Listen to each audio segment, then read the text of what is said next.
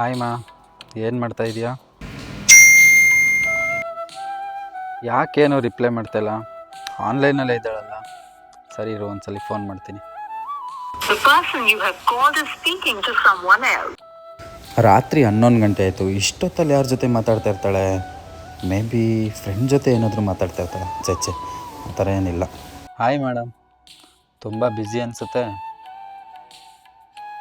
Hi. ಅಷ್ಟೊತ್ತಿಂದ ಯಾರ ಜೊತೆ ಮಾತಾಡ್ತಾ ಇದೀಯ ನೀನು? ನಾನು 2 ಅವರ್ಸಿಂದ ನಿಂಗೆ ಫೋನ್ ಟ್ರೈ ಮಾಡ್ತಾಯಿದ್ದೀನಿ, ಗೊತ್ತಾ? ಅದು ಊರಿಂದ ಅಮ್ಮ ಕಾಲ್ ಮಾಡಿದ್ರು, ಸೊ ಹೋ ಹೌದಾ, ಸಾರಿ. ಅಮ್ಮ ಹತ್ರ ತಾನೇ ಮಾತಾಡು. ನನ್ನಿಂದ ಏನಾದರೂ ಡಿಸ್ಟರ್ಬ್ ಆಗಿದ್ದರೆ ಸಾರಿ. ಏನಿಲ್ಲ ಬಿಡು. ಮತ್ತೆ 2 o'clock ಆಯಿತು, ಊಟ ಮಾಡ್ದಾ?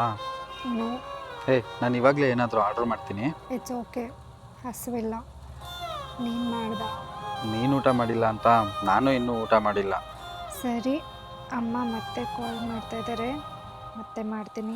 ಬಾಯ್, good night. Okay bye, good night my love. ನೀನು ಹೇಳು ಬೇಬಿ, ಅವನದು ಇದ್ದಿದ್ದೆ ಯಾವಾಗಲೂ.